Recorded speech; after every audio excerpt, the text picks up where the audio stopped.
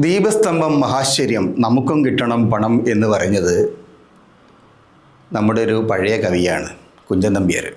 പക്ഷേ ആ ആപ്തവാക്യങ്ങളെ ഇന്ന് കേരളത്തിൽ ഫലപ്രദമായി പ്രയോഗിച്ചു കൊണ്ടിരിക്കുന്നത് മറ്റൊരു പ്രഗത്ഭനായിട്ടുള്ള ആളാണ്. അത് ഉള്ളൂരിൻ്റെ നാട്ടിൽ നിന്ന് വരുന്ന നമ്മുടെ ശിവൻകുട്ടി സഖാവാണ്. ശിവൻകുട്ടിയാണ് വളരെ കൃത്യമായിട്ട് ഒരു കാര്യം പറഞ്ഞത്. അദ്ദേഹം ഇപ്പോൾ ഒപ്പുവെച്ചിരിക്കുന്ന ഈ ഉടമ്പടി, കേന്ദ്ര സർക്കാരുമായിട്ടുള്ള ഈ ഉടമ്പടി ഒരു തന്ത്രത്തിൻ്റെ ഭാഗമാണ്. എന്താണ് ആ തന്ത്രം? കേന്ദ്രം ഇങ്ങനെ പൂഴ്ത്തിവെച്ചിരിക്കുന്ന പണം, കേരളത്തിന് കിട്ടേണ്ട ന്യായമായ പണം, അത് പിടിച്ചെടുക്കാനുള്ള ഒരു തന്ത്രമാണ് താൻ ഒപ്പിട്ടിരിക്കുന്ന ഈ രേഖ എന്നാണ് അദ്ദേഹം പറഞ്ഞത്. അതായത് കേരളത്തിനൊരു വിഷയവുമില്ല, മലയാളികൾക്കൊരു വിഷയവുമില്ല, നാട്ടുകാർക്കൊരു വിഷയവുമില്ല. കേന്ദ്രം പൂഴ്ത്തിവെച്ച പണം ശിവൻകുട്ടി കണ്ടുപിടിച്ച വിദ്യയിലൂടെ കേരളത്തിലേക്ക് ഒഴുകി വരുന്നു. ഇന്ത്യയിൽ ഒരുപാട് സംസ്ഥാനങ്ങളുണ്ട്, പ്രതിപക്ഷം ഭരിക്കുന്ന നിരവധി സംസ്ഥാനങ്ങളുണ്ട്. ചിലരൊക്കെ പോയിട്ട് ഡൽഹിയിൽ ധർണ നടത്തിയിട്ടുണ്ട്, ചിലരൊക്കെ പോയി ഡൽഹിയിൽ സത്യാഗ്രഹം നടത്തിയിട്ടുണ്ട്. കർണാടക, പഞ്ചാബ്, ഡൽഹി, കേരളം, ബംഗാൾ, എത്രയെത്ര സംസ്ഥാനങ്ങളാണ് പ്രധാനമന്ത്രിയുടെ ഓഫീസിന് മുമ്പിലേക്ക് ജാഥ നടത്തിയിട്ടുള്ളത്. എത്രയെത്ര പ്രസ്താവനകളാണ് നാട്ടിൽ ഒഴുകി നടന്നിട്ടുള്ളത്. പക്ഷേ അവർക്കാർക്കും ഈ ബുദ്ധി ഉണ്ടായില്ല. അതായത് ഒപ്പിടുക, കാശ് വാങ്ങുക, പോയി പണി നോക്കാൻ പറയാം. ഈ തന്ത്രമാണ് താൻ പ്രയോഗിക്കുന്നത് എന്നാണ് ശിവൻകുട്ടി സഖാവ് കഴിഞ്ഞ ദിവസം പ്രഖ്യാപിച്ചത്. വളരെ ഗംഭീരമായിട്ടുള്ള ഐഡിയ തന്നെയാണ്.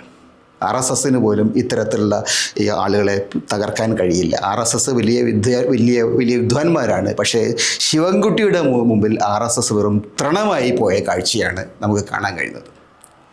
അപ്പോൾ ഒരു സംശയം മാത്രമാണ് ഇതിനകത്ത് ബാക്കി നിൽക്കുന്നത്. കഴിഞ്ഞ 10 വർഷമായിട്ട് മുകളിൽ BJP ഭരണമാണ്, കേരളത്തിൽ പിണറായി ഭരണമാണ്. അന്ന് കേരളത്തിന് കിട്ടേണ്ട ധാരാളം പണം അങ്ങനെ പൂഴ്ത്തി വെച്ചിട്ടുണ്ട്, കിട്ടാതെ പോയിട്ടുണ്ട്. അന്നൊന്നും ഈ തരത്തിലൊരു വിദ്യ എന്തുകൊണ്ട് പിണറായി അടക്കമുള്ള ആളുകൾ ചിന്തിച്ചുണ്ടാക്കിയില്ല? അന്നൊന്നും ഈ ഉറപ്പുകൾ കൊടുക്കുക, വിഡ്രോ ചെയ്യുക, പണം വാങ്ങുക, പിന്നെ പോയി പണി നോക്കാൻ പറയുക എന്ന ഈ തന്ത്രം എന്തുകൊണ്ട് അവർക്കന്ന് ആലോചിക്കാൻ പറ്റിയിട്ടില്ല? അതാണ് ശിവൻകുട്ടിയുടെ ബുദ്ധി. ഇപ്പോൾ അദ്ദേഹത്തിന് അത് ബുദ്ധി കൃത്യമായിട്ട് ഉദിച്ചു. ആ ബുദ്ധി ഉദിച്ചതിൻ്റെ അടിസ്ഥാനത്തിൽ കേരളത്തിലേക്ക് പോയി പണത്തിൻ്റെ ഒഴുക്കായിരിക്കും. ഏതാണ്ട് ഇപ്പോൾ SSA വഴി, സർവശിക്ഷ അഭിയാൻ വഴി തന്നെ 1500 കോടി വരുന്നുണ്ട്.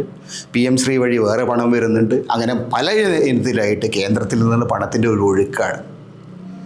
നമ്മുടെ ധനകാര്യമന്ത്രി ബാലഗോപാൽ പക്ഷേ ഇത്തരം കാര്യങ്ങളിൽ ഒരു കഴിവുകെട്ട ആളായിട്ടാണ് തോന്നുന്നത്. കാരണം അദ്ദേഹം പലതവണ പത്രസമ്മേളനം നടത്തി പറഞ്ഞിരിക്കുന്നത് കേന്ദ്രത്തിൽ നിന്ന് കിട്ടാനുള്ള പണം കിട്ടുന്നില്ല, കേന്ദ്രത്തിൽ നിന്ന് കിട്ടാനുള്ള പണം അവരവിടെ പിടിച്ചു വെച്ചത് കൊണ്ട് 55,000 കോടി രൂപയുടെ നഷ്ടമാണ് സംസ്ഥാനത്തുണ്ടായിരിക്കുന്നത്.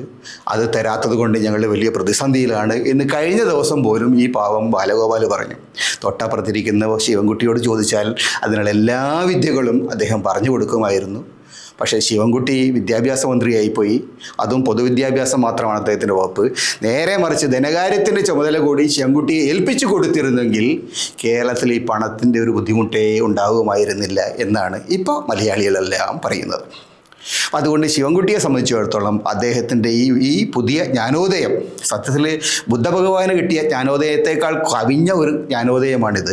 അത് മലയാളികളെ രക്ഷപ്പെടുത്തും എന്നാണ് നമ്മൾ പ്രതീക്ഷിക്കേണ്ടത്. പക്ഷേ ഇതിനൊരു മറുഭാഗം പലപ്പോഴും ആളുകൾ ചോദിക്കുന്നത്, ഇങ്ങനെ നമ്മൾ PM ശ്രീ എന്ന് പറയുന്ന പദ്ധതിയിൽ ഒപ്പിട്ട് കൊടുത്തു കഴിഞ്ഞാൽ ഈ PM ശ്രീ പദ്ധതിയുടെ രേഖകൾ നിങ്ങൾ വായിച്ചു നോക്കി, അത് വെബ്സൈറ്റിൽ കിടക്കുന്നുണ്ട്. ആ രേഖകൾ വായിച്ചു കൊടുക്കിയാൽ വളരെ കൃത്യമായിട്ട് അതിൽ പറയുന്നത് ദേശീയ വിദ്യാഭ്യാസ നയം നടപ്പിലാക്കാനുള്ള ഒരു പൈലറ്റ് പ്രോജക്റ്റാണ്. എക്സംപ്ലാർ എന്ന വാക്കാണ് അവരതിന് ഉപയോഗിക്കുക. Exemplar of the national education policy. ദേശീയ വിദ്യാഭ്യാസ നയത്തിൻ്റെ മാതൃകകൾ രാജ്യത്തെമ്പാടും പ്രചരിപ്പിക്കാനുള്ള ഒരു പദ്ധതിയായിട്ടാണ് PM ശ്രീയെ അവർ വിശേഷിപ്പിക്കുന്നത്.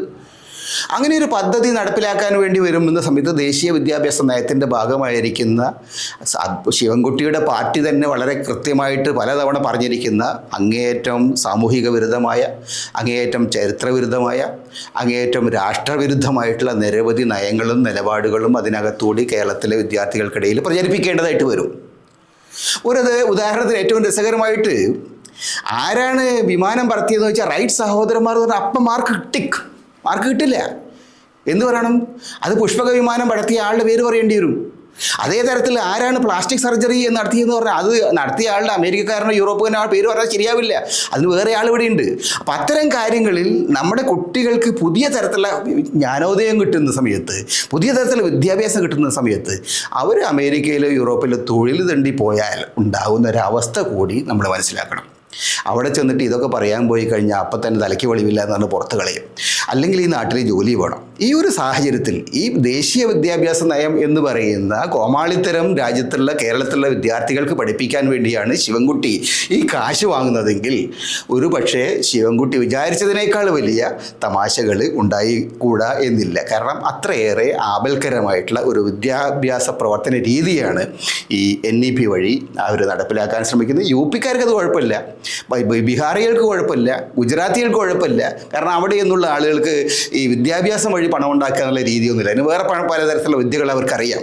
അതുകൊണ്ട് ശിവൻകുട്ടിയെ സംബന്ധിച്ചിടത്തോളം അദ്ദേഹം കേരളത്തിലെ വിദ്യാഭ്യാസ രംഗത്ത് കൊണ്ടുവരുന്ന വലിയ മാറ്റങ്ങൾ കേരളത്തിലെ 10, 50, 60 കൊല്ലമായിട്ട് നമ്മളുണ്ടാക്കിയ നേട്ടങ്ങളുടെ അടിത്തറയിൽ കത്തിവെക്കുമോ എന്നൊരു ചോദ്യം കൂടി ഒരുപക്ഷെ മലയാളികൾ ചോദിക്കാനുണ്ട്, ഇടയുണ്ട്. പക്ഷേ ശിവൻകുട്ടിയെ സംബന്ധിച്ചിടത്തോളം അദ്ദേഹത്തിൻ്റെ ഭരണത്തിലെ കേരളത്തിലെ വിദ്യാഭ്യാസ ചരിത്രത്തിലെ ഒരു 2-മത്തെയോ 3-മത്തെയോ ഉണ്ട് ശരിയായിട്ട് തീർച്ചയായും ശിവൻകുട്ടി പ്രതിഷ്ഠിക്കപ്പെടും എന്ന കാര്യത്തിൽ എനിക്ക് ഒരു സംശയവുമില്ല. കാരണം അത്രയേറെ ഒറിജിനലായിട്ടുള്ള ഒരു ഐഡിയയാണ് കഴിഞ്ഞ ദിവസം അദ്ദേഹം സമൂഹത്തോട് പറഞ്ഞു. മാത്രമല്ല അദ്ദേഹം പറഞ്ഞു, എനിക്ക് ഇതിനോടൊക്കെ ഉണ്ടായിരുന്ന നിലപാടൊക്കെ ഞാൻ മാറ്റി, ഞാനൊരു നിലപാട് മാറ്റി എന്നാണ് അദ്ദേഹം പറഞ്ഞത്. ഏത് നിലപാട്? NEP-യെ സംബന്ധിച്ച് തനിക്ക് 2-3 വർഷം മുമ്പ് വരെ ഉണ്ടായിരുന്ന കടുത്ത വിരോധം ഞാൻ അപ്പോഴാണത് പുള്ളി അത് വായിച്ചു നോക്കിയെന്ന് തോന്നുന്നു. അന്നൊന്നും ഈ രേഖ പുള്ളി വായിച്ചില്ല. ഇപ്പം സമീപകാലത്ത് വായിച്ചു നോക്കിയപ്പോൾ ഇത്രയും നല്ലൊരു രേഖ ശിവൻകുട്ടി കണ്ടെത്താൻ കഴിഞ്ഞു. ഉടനടി അദ്ദേഹം ഒപ്പിടാൻ തീരുമാനിച്ചു, ഒപ്പിട്ടു, കാശ് വാങ്ങി, കേരളം രക്ഷപ്പെടുത്തി. ഈ തരത്തിലുള്ള ഒരവസ്ഥയാണുള്ളത്. പക്ഷേ ഒരൊറ്റ വിഷയം മാത്രമാണ് ഇതിനകത്ത് ആകെ ഒരു മനപ്രയാസം ഉണ്ടാക്കുന്നത്. അത് ഈ P. ഗോവിന്ദപിള്ള എന്ന് പറയുന്ന മനുഷ്യനെ കുറിച്ച് ഓർക്കുമ്പോഴാണ്. P. ഗോവിന്ദപിള്ള അദ്ദേഹത്തിൻ്റെ ഭാര്യാപിതാവാണ്. അദ്ദേഹത്തിന് കേരളീയ സമൂഹത്തിൽ വലിയ തോതിൽ ഒരു മുന്നോട്ട് കൊണ്ടുവരുന്നതിൽ പ്രധാനപ്പെട്ട പങ്കുവഹിച്ചയാളാണ്. ഗോവിന്ദപിള്ള കേരളത്തിലെ പുരോഗമന രാഷ്ട്രീയത്തിൻ്റെ ചരിത്രത്തിൽ, പുരോഗമന വിദ്യാഭ്യാസത്തിൻ്റെ ചരിത്രത്തിൽ, പുരോഗമന ചിന്തയുടെ ചരിത്രത്തിൽ വളരെ പ്രധാനപ്പെട്ട ഒരു പങ്കുവഹിച്ച ഒരാളാണ്. അദ്ദേഹം ഇന്ന് ശവക്കോഴിയിൽ കിടന്ന് അമറുമോ, കുപിതനാകുമോ, രോഷം കൊള്ളുമോ, എന്താണ് സംഭവിക്കുക എന്നറിയില്ല. നരകങ്ങളിലൊന്നും ശിവൻകുട്ടിക്ക് വിശ്വാസമില്ലാത്തത് കൊണ്ട് PGക്ക് എന്ത് തോന്നിയാലും അദ്ദേഹത്തിനൊരു പ്രശ്നവുമല്ല.